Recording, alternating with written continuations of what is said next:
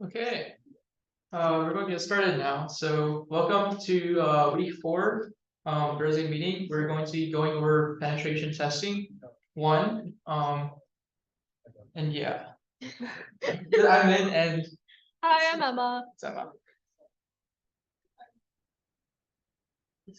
Yeah, I can go over the Valentine's Day social. We're having a collaboration with a women in cybersecurity group on campus, and we're running a little Valentine's Day social. We're going to be having snacks, making some crafts. If you didn't see in our Discord announcements, we're also soon having a little scavenger hunt with YCs, so this might be a good time to look for teammates for that. We're also happy to announce that John Deere is having another Cyber Tractor Challenge over the summer, where you can travel to Des Moines and learn how to secure John Deere equipment that's like tractors, combines, stuff like that. Sounds pretty cool to me. And the application for that's due on the 13th of March. So when you get the chance, check the link out in our Discord announcements for that. And there's also going to be an informational meeting for ICSSP, the Illinois Cybersecurity Scholar Program.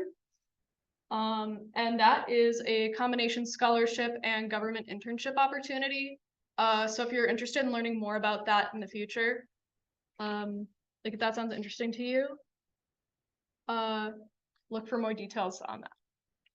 Also forgot to mention Tracer Fire is going to be happening sometime in March. I forgot what the date was, but the application for Tracer Fire is due on February 19th.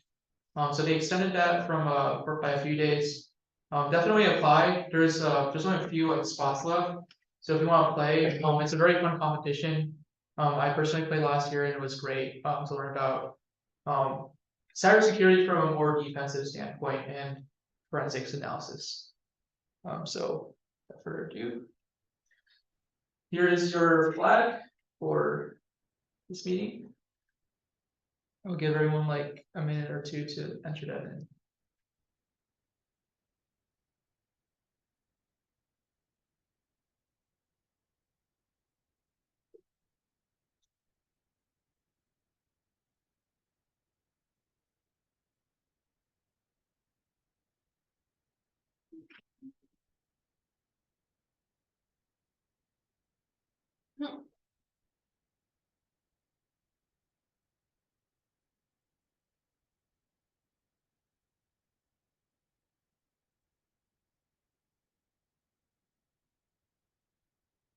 And where's the flag?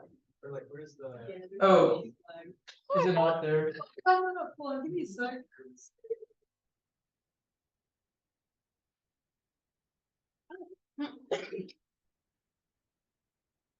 Just make sure that. No, you're not logged. Wait. Okay. I'm going crazy. I'll get that up if you want to keep going. Yeah. Well, the mini flag will be at the end of the slideshow, and we'll get the challenge back up again. So retail content. So we're going to introduce about penetration testing and what that is.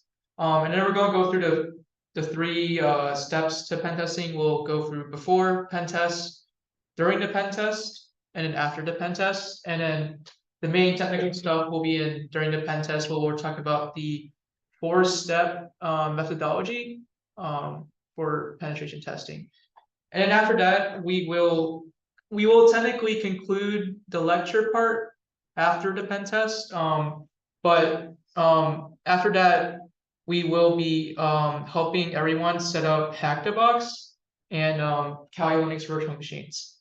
So if you guys want to do that, you can like start like downloading Kali virtual machines now if you want to. It's fine if you want to wait till later because it's not too big of a download. But just as a heads up. So what is penetration testing? So it's the simulated attack by a company or a person to test the strength of a computer system. So if you think about the good guys, they have to build defenses to keep the bad guys out. But since the good guys are always building defenses, they might not have the time to look for vulnerabilities in their systems So that's what penetration testers do. They're hired by the good guys to find weaknesses in their defenses, and then these penetration testers will tell the good guys, okay, you have X security flaw in this system, and you can do Y improvements.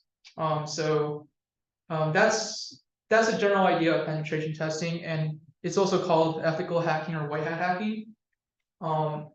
Traditionally, it's you had a company that's dedicated to penetration testing, and they hire employees and keep them around for as like in a traditional traditional company. And when a company requires penetration testing services, they'll call a penetration testing company to do that. Nowadays, you see a lot more contractor-based positions. So what companies typically will do is they'll have like an application process, but you're technically just a self-employed contractor working for this penetration testing firm.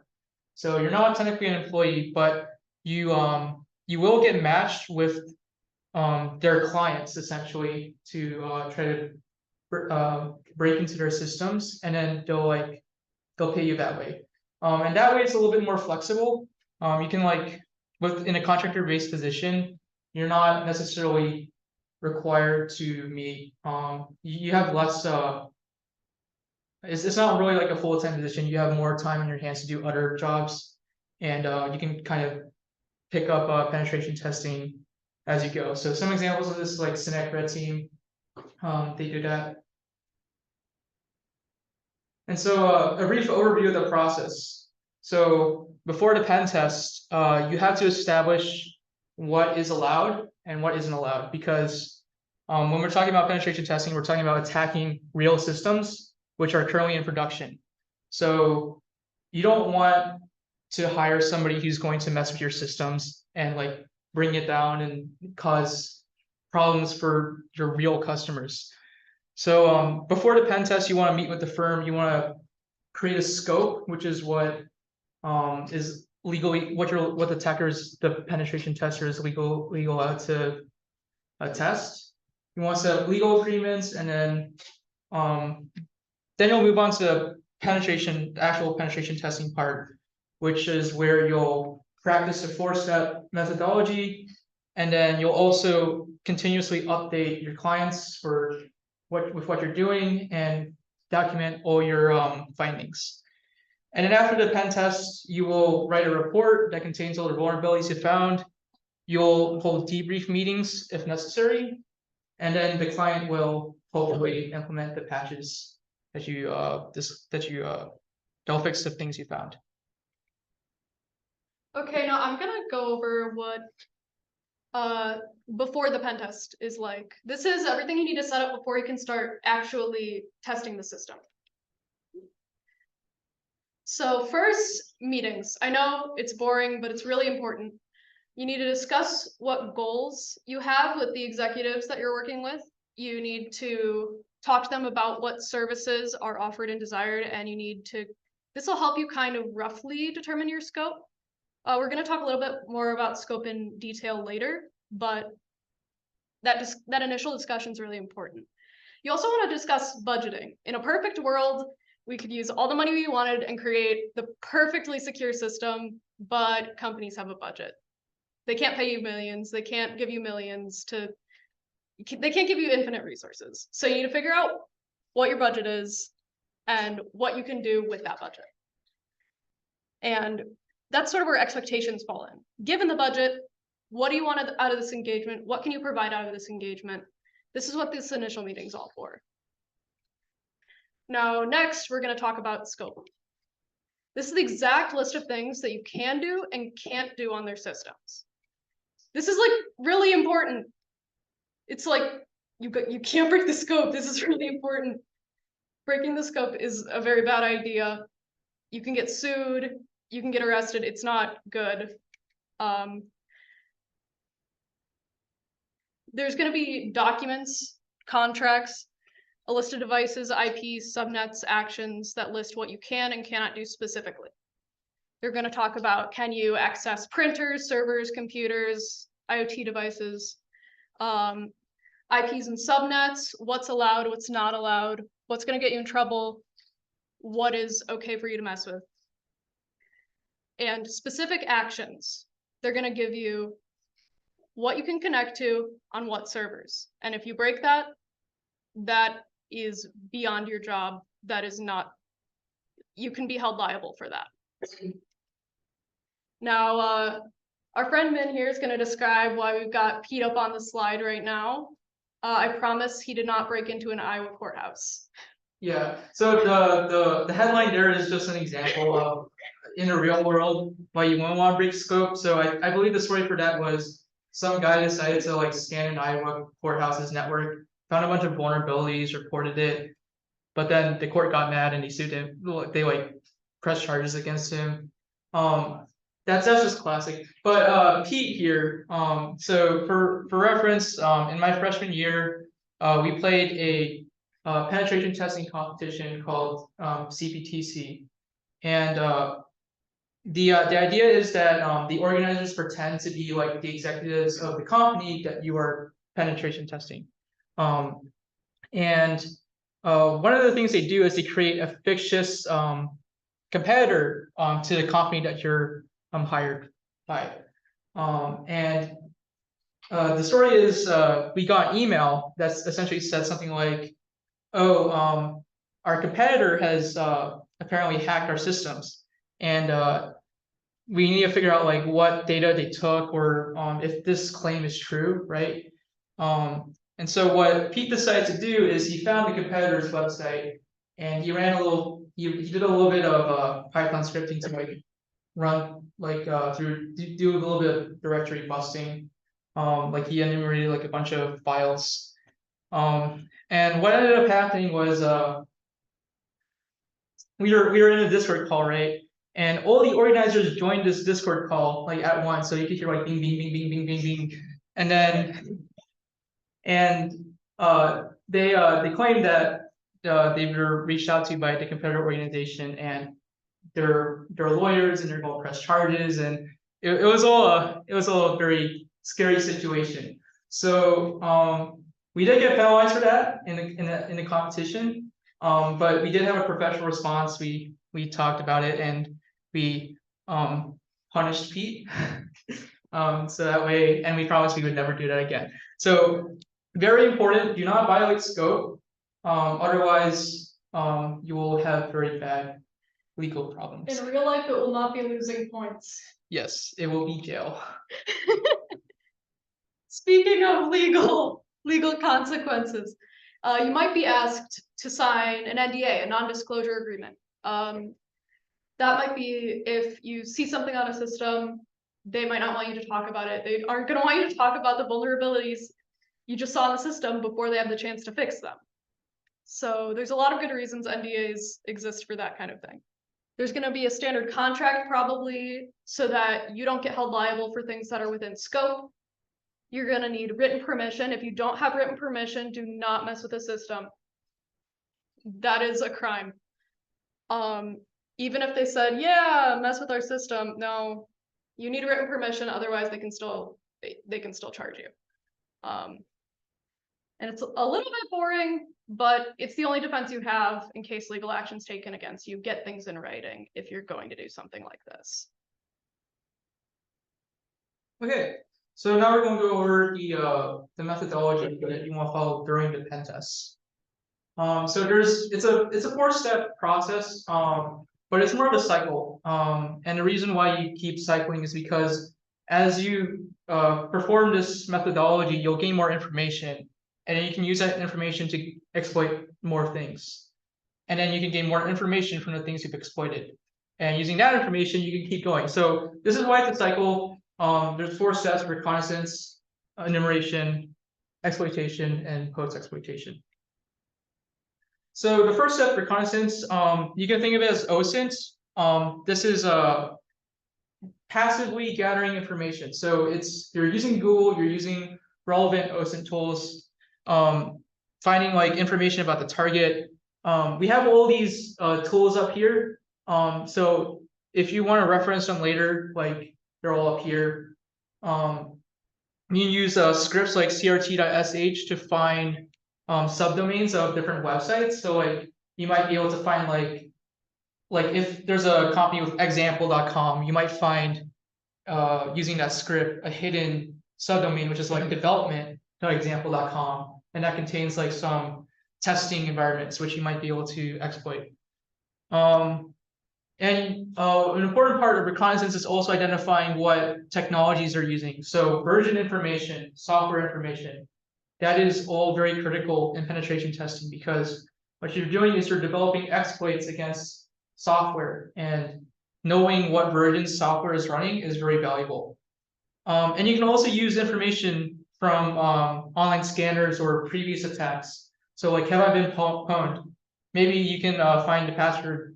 If you find like an employee in a password breach, right? You can maybe find that password dump, use those previous passwords, and see if you can still get into any systems using like old passwords. And just to iterate, recon is passive information gathering. So you're using publicly available information about the target. You are not performing scans, and you're not probing the target directly. In some extreme cases, this can even mean you are not, if like your scope was only recon. In some extreme cases, that means you can't even visit their public website, because by visiting their public website, that means you are actively accessing their servers. So be very careful about just like what resources you can access during the recon step. And then step two is enumeration. So this is now actively gathering information. So what you want to do is you want to find a target system, right, like an IP address, and from there the chain is find out what ports are running on the system, what services are running on those ports, and if those services have any vulnerabilities. So for port scanning, you would typically use a tool like Nmap, and you can scan the system for any open ports, any TCP, UDP ports. And after that, you'll be able to identify, like, let's say port 80 is open, that's HTTP. So then you can check out, oh, hey, there's an HTTP server. What information can I gather about this HTTP server? Like, what paths are available, logging pages. And then in that case, you can start running tools to basically directory bus or gather information about the server, gathering version information as well. And here's a few more examples: FTP, SMB. SMB is very notorious for having a history of vulnerabilities. I don't know who's here heard of Eternal Blue. Raise your hands. Anyone? Eternal Blue. Okay, so it was a very critical exploit released in like 2017. It was like if there's a score used to rate CVEs on a scale of 0 to 10, it was rated 10. Because it affected every Windows operating system, and you could essentially get system access just by sending a network request, and it was very bad.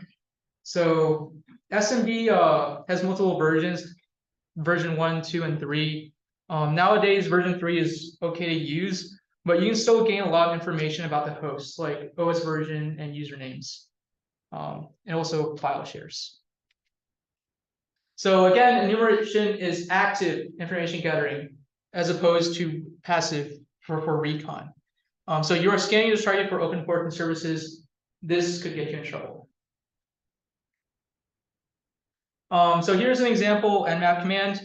The slides are on Discord, by the way, so if you guys want to reference this later, it will be helpful. But this is like kind of the default Nmap command that I use for like most things. You start with Nmap, the -pn will disable a ping check. So a lot of Nmap by default will send a ping to check if a server is up. And if the server is down, if it doesn't respond to a ping request, then it won't bother scanning the system anymore. Nowadays, most systems have ping disabled, like they will not respond to ping requests. So by having that -pn check, you're telling Nmap, do a scan even though it looks like it's down according to ping. -sc will do a script scan. So -sc, think of it as like the start of script. it will run through a bunch of default scripts to enumerate more information about, at each port. -SV will try to identify the version of the software. -SS will perform a SYN self-scan. So this is a much faster scan. If you think about the TCP handshake, you need to send a SYN, then the server sends back a SYN-ACK, and then you send back an ACK. That's a 3-step process. We can just skip the last part and say SYN, the server responds with SYN-ACK, and then we drop the connection. You don't need to respond with an acknowledgement request. So that's what that option does. And then the -P flag is very important because it specifies what ports you're going to scan on the system. By default, I usually just use a I usually use -P-. That means scan every single port, which is 1 to 65535. But that can take a while because you're scanning every single port. So if you leave off the -P option, it will scan the top 1000 ports that are the most common. But you can also specify what port ranges you want to scan by using like 1-5, comma 80, comma 443, like that. And then as an example of service scanning, so let's say you find port 80 is open, you can use GoBuster to run a directory brute force attack on a website. So this will identify if a website has directories that might not be visible on the actual website. So you might find like a .git folder, which means the website is running like a Git repository, or you'll find like a /admin page, right? GoBuster is one example of service scanning. There's different ways of scanning services, and we'll link resources on how you can find scanning, how you can scan different services later on. Okay, now we're going to cover the part that you all are more familiar with, that I'm going to call it the fun part, okay? It's exploitation. This is your goal, is to get remote code execution on the machine. You can, just as a start, you can look up version information about the tools they might be using on the machine, just anything the machine uses to run. Look up CVEs for that, because if they're using an old version of a tool, an old version of software, there might be an exploit someone already found that you can just utilize. There's also SIGPwny, github.com. You can look around for this stuff. It's okay. It's okay. And once you find remote code execution, then you can look towards getting a shell, which means that, you know how you use the shell on your computer? Well, you could use it on the other computer. That's not great. Thank you. This is just like CTF. All the stuff you've been doing, if any of you have done a CTF challenge, played in a CTF with us, without us, you've already been doing exploitation. That's awesome. If you haven't, you can start any day. And instead of trying to find a flag, you're mostly trying to find access into a system. So you're not looking for like a little string that says like SIGPwny with the curly braces. You're looking for like open a shell. And some servers are going to run custom application code, and you're not really going to be able to do that thing I said before about looking up CVEs or public exploits. And that's where your CTF skills come in. Just looking at something and trying to figure out how you can exploit it. Now, after exploitation, you're not quite done. You're going to want to keep that. You're first going to want to escalate your privilege. You're probably going to start as some user account. Maybe if you're in an office, you're just going to start as like some junior level worker. That probably isn't going to give you much power. If you want to actually like do something on the machine, not that you're supposed to be doing anything on the machine, but if you want to demonstrate that you could do something on the machine, you want to go for something like root or administrator, and that's where privilege escalation comes in. Min, if you want to go into more detail about the specific tools. Yeah.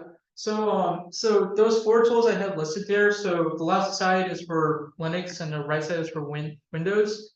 But the top is LinPeas and WinPeas. Those are privilege escalation scripts, which you can just run, and they will gather as much information as they possibly can. And this information is extremely valuable. Like, for example, linpiece will list all set UID binaries that are owned by root. And if for those of you who don't know what set UID binaries are, when you run a set UID binary, it will set your privileges, set the binary's privileges to the owner of the binary. So if a binary is owned by root and it has set UID, if you run that binary, it's going to run with root permissions, even though you're not root. So linpiece can list all those, and it can list a lot of different other attack vectors as well. Same thing with winpiece. Note that these scripts are very noisy, right? You want to run these normally on like in a real penetration test because they'll trigger antivirus like instantly. They're very noisy, but they're very useful for HackTheBox, which we'll talk about later on. And then we also have GTFO bins, or get the fuck out bins, and lolbas, which is living off the land binaries. So those are specific to Linux and Windows. If you do find that some permissions have been given to binaries, like set UID root for Linux, you can look up how to exploit that. So for example, I think nmap can open a shell if you use some certain arguments. So if set UID root has been given to nmap, you can use that to get a root shell. That's just one example. Okay, now next in post exploitation, we want to talk about maintaining access, or what we might call persistence. Basically, that'd be if your exploit only works once, or if you're expecting or not expecting the administrators to patch the exploit while you're using it, then it's useful to maintain access to the system rather than counting on the fact you'll be able to get in again. So you might use something like scheduled tasks or cron jobs, which run at time intervals. You probably have those on your computer right now. They're just utilities of your computer, and you could use those to reestablish access in the future. And so here's some useful resources that go into like more of the technical details of like exploitation and enumeration. So book Hack Tricks is amazing. You can find literally every single port service and how to exploit it, like PostgreSQL. There's a guide on how to enumerate information from it, common vulnerabilities, extract information, or Samba or anything. And then there's also this awesome repo, payloads of little things. This gives more, like once you find an exploit, you want to run some sort of payload on your target that will execute something, or will give you a reverse shell, or or you can like run some sort of like malicious software. So payloads of little things is a very good resource to do that. And then finally, so some non-technical stuff that you would also do during the penetration testing process is you're going to want to keep meeting with the client to update what you've been doing, taking notes, documenting findings. One important thing to note is that some bug bounty firms might enforce a stop and report policy. So what this means is the moment you find a vulnerability, you have to stop. You can't continue on. You have to first report the vulnerability, and then you can continue if you're allowed to. So be aware that this is a very common policy because if their reasoning is that if you find a hole in the system and you continue down the hole, there's no reason to continue down it once you've already patched the hole. So they do this just for like to maintain their operational state as a company. Okay, we're gonna go over what you would do after you complete this pen test. After you go through all this process, you recon, you enumerate, you exploit, you maintain. What do you do now? You have to report your findings. Without a report, what's the point of doing any of this? And if you have an answer to that, that's probably a crime.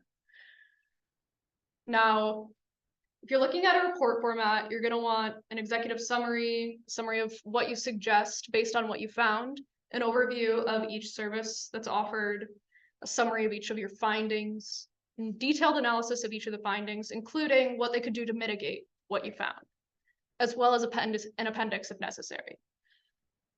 And you should, while you're working, you should probably list everything that you find that you would like to note in something like a report, or that you think remotely could be useful in a report, so that if they ask for details, or if you just forgot you did something and want to write about it later, you can go back to it. Okay, so next meetings we got this Sunday we got Pwn 4 with Kevin. Learn about heat pwn. He is very good at teaching that. And then this Monday, as we mentioned earlier, we have the YT's Valentine's Day social. So definitely come there. We'll have snacks and everything. It'll be fun. And you can meet people before the YT scavenger hunt, which is coming soon. And then next Thursday, we will have Rev 3 with Richard, and he'll talk about virtual machine obfuscation and side channel attacks. So technically, this is I know the lecture went for a little bit longer than we expected it. You're free to go now, but we are going to go talk about HackTheBox now. And if you guys are interested, we are trying to start up a HackTheBox University team, which is where for those of you who don't know, HackTheBox is it's like a competition website where they have virtual machines that you can try to hack. It's like the best way to practice penetration testing if you're not doing like a job with that. So how does it work?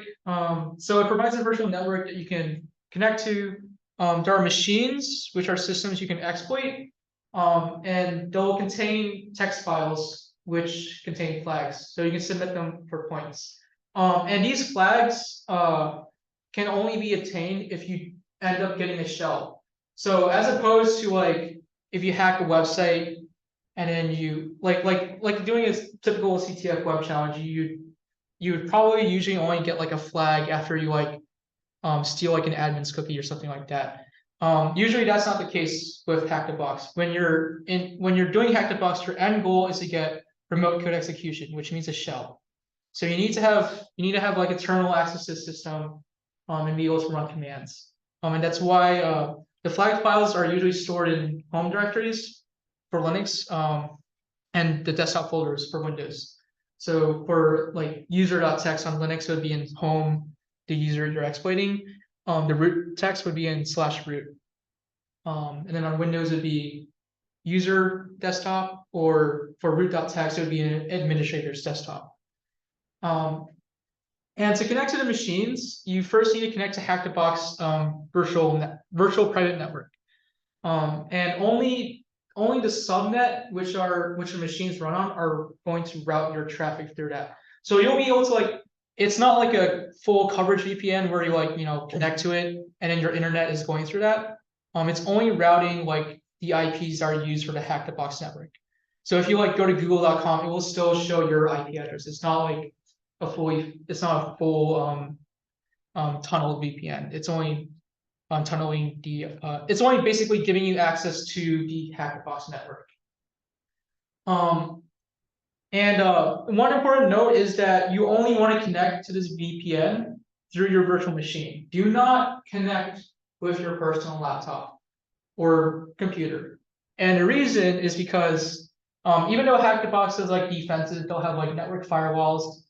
At the end of the day, everyone has access to the same machine that they're trying to hack.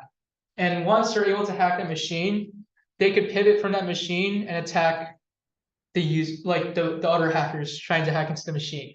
So even though that's not allowed, and that's not like a common thing at all, don't risk it. Only connect through your Kali virtual machine. Kali is specifically designed for penetration testing, and it already has defenses built in. So for example, there are no network services running when you start it up. Like you have to enable SSH manually if you do want to use SSH. But that's just a note. HackTheBox also has a challenges system, which is just like a traditional CTF. You like download files, you solve challenges just like a normal CTF. So here are setup steps.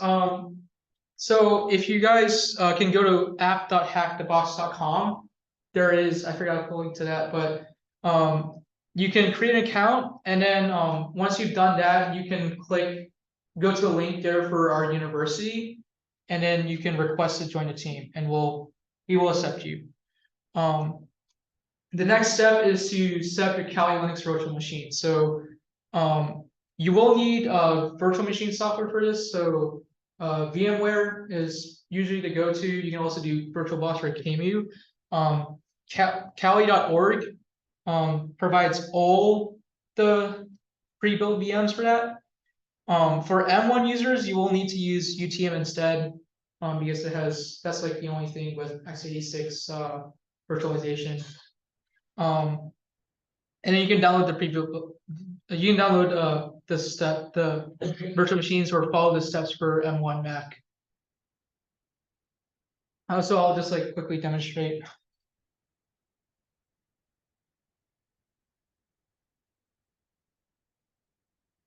So this is a Kali Linux's website, and if you go to kali.org, like get Kali, you can see there's you can click virtual machines, and these are pre-built virtual machines, which are they're very small when you download them. They're only like 2.6 gigabytes here. And you can download for VMware, VirtualBox, or QEMU. I believe the QEMU also works for Mac. So if you guys want, you can just use QEMU instead. But otherwise, if you want to use UTM, you can follow the instructions that are on the slides. And then for HackTheBox, if you want to join a university, you can click universities here on the side panel. If you haven't joined it yet, you can search Illinois. And then I think, yeah, there's a University of Illinois Urbana-Champaign. And then you can click on that, and then there will be a button here that says request to join.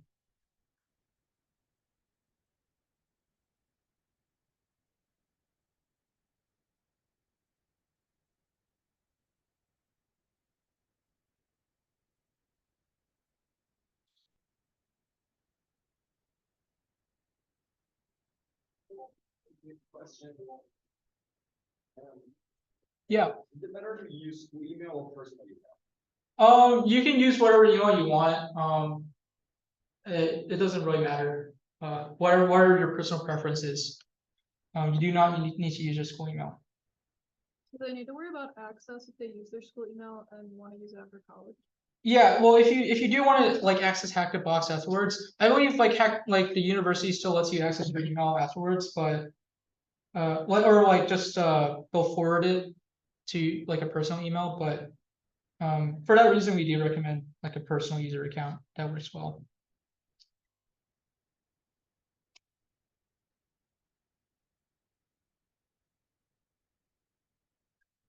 So in case you guys, I'll kind of also just briefly explain how the HackTheBox ranking system works. So you can see they're all noobs, but the way the ranking system works, I believe, is let me find this. That's the wrong tab.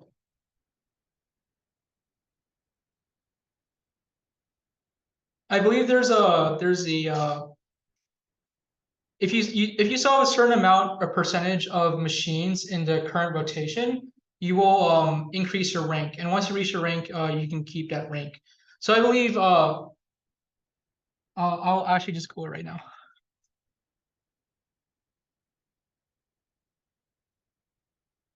Yeah, so that's actually here. So noob is if you saw 0% of boxes. ScriptKitty is when you saw 5% of boxes. Hacker is when you saw 20%. Pro hacker 45%. Elite hacker 70%. Gear 90%. And then the CN is 100%. The challenges do get much harder, like extremely hard. So if you the way the interface works is you want to do labs for the machines.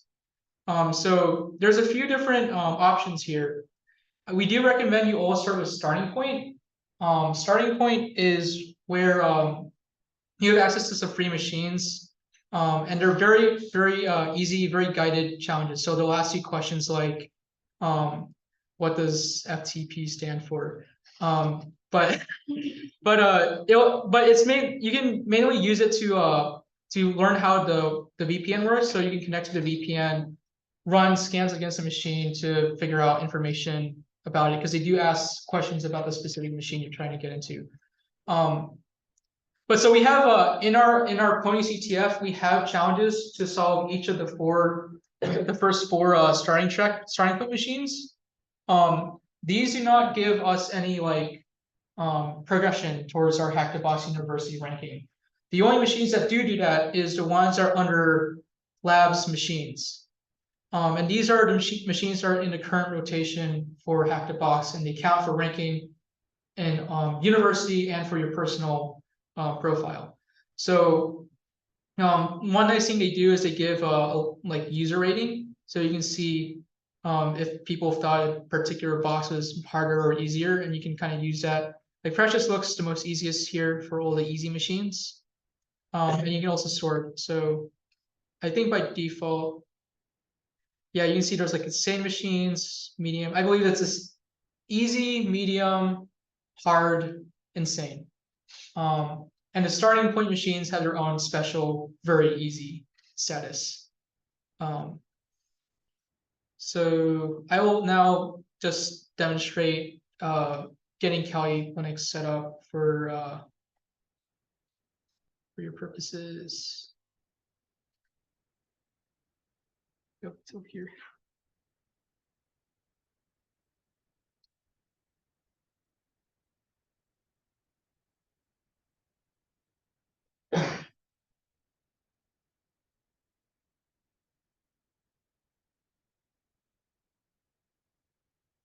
Right, so real quickly, once you extract VMware, the Kali Linux VM image, at least for VMware, you'll see it'll have a .vmware VM folder. The only thing you need to do is launch the .vmx file, and that will automatically import Kali Linux into your system, and then you can start it as a virtual machine. So I open VMware here.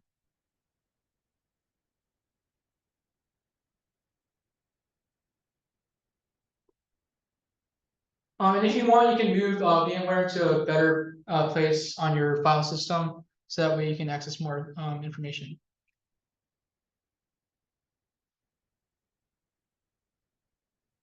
So we're going to start. I'll just like demo how to connect to like one of the machines here. So you want to log into HackTheBox on your own virtual machine, because it doesn't let you like it's much easier to work with inside the virtual machine for VPN reasons. So let me just like get an easy one here.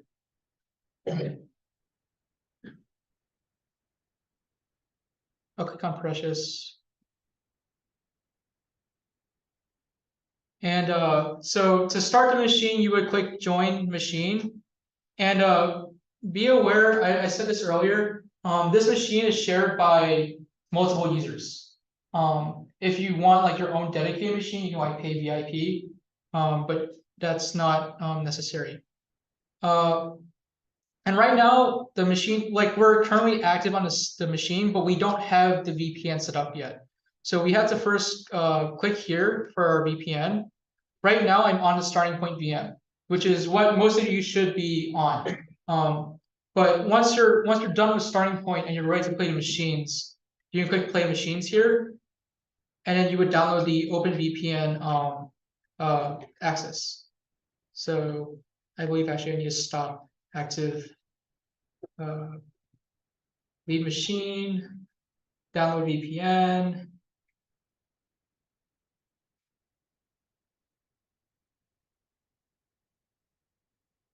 And then that will download a VPN file for us to use. And then the way you would launch that is you go to terminal. And then you can do sudo open VPN and then your VPN profile. And it should just run. You want to run it with sudo because it's going to modify your network connection. But once you see initialization sequence complete, that means you've logged into the VPN, and now you can access the machines on HackTheBox. So it will, you gotta wait for it to say it detected your connection. So now we're connected and we're online. So now if we join this machine, we'll be able to just use this IP address to directly scan it. So I'll just I'll click to copy the IP address, and if I go back to terminal here, I'll create a new terminal. Don't close out your VPN terminal, just as a side note, otherwise you'll lose access. But in the terminal, you can now run a nmap scan if you want.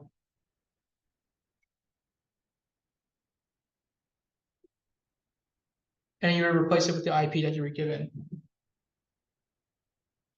So I'm going to change it so that way it scans the top 1,000 ports instead of scanning every port. So I'm going to get rid of the -p flag. And then you can see right there it found 2 ports immediately, port 80, port 22. And at the end, it will show a summary of the ports found. So we found an SSH server, we found a web server that's running Nginx 1.18. You can see here that there's a domain, precious.htb. Obviously, HTTP is not a valid TLD, so usually what that means is you have to add, you have to edit your host file to include precious.htb to point to the IP address. So if I just try like accessing this as a website now, I'll go to port 80. You see it tries to redirect Precious on HackTheBox, and it can't find it. So we had to manually edit our host names to do that. This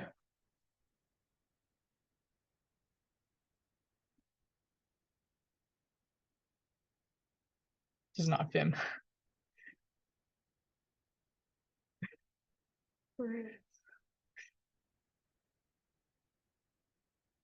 Oh, that's wrong.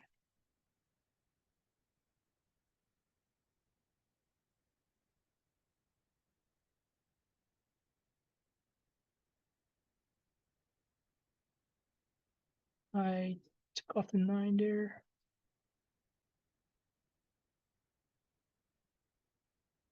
Okay, so now if we try to access precious.HackTheBox, oops. You can see now we're able to load the website. So you usually don't have to run that step. This is just something you kind of learn about, or if you're having trouble with it, you can always ask in the Discord, or the HackTheBox Discord. They always give advice on how to do these steps. You won't like easily get answers, but you can find a lot of resources online to help you with this. That's just how the HackTheBox works. When you're done, you want to make sure you disconnect from the VPN just by Control-Cing in the VPN terminal.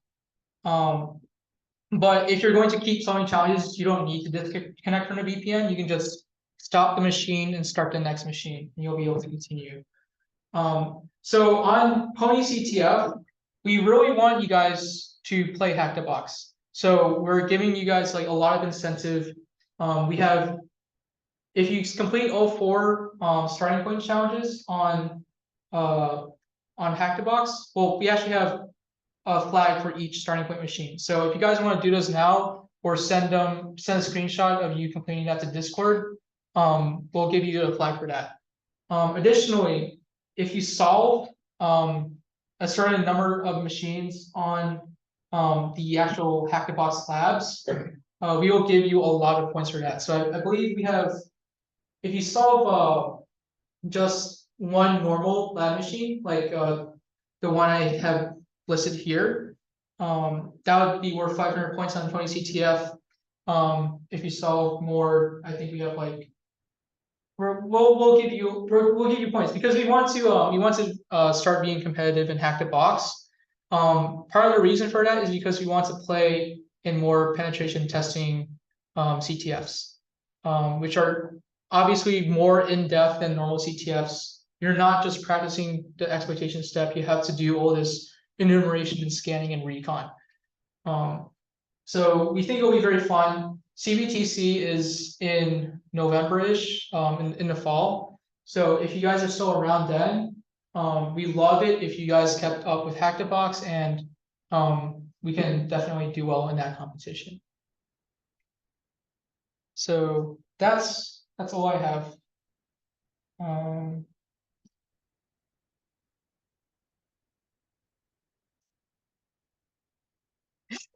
Thank you.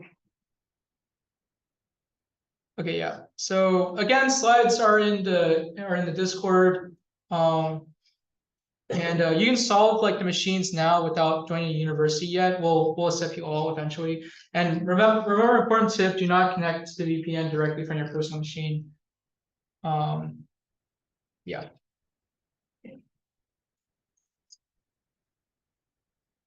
Yeah. So again, the more machines we solve, the higher our university ranking. We'd like to start competing against other universities, and we will give lots of Pwny CTF points for people who play HackTheBox. Yeah. Thank you.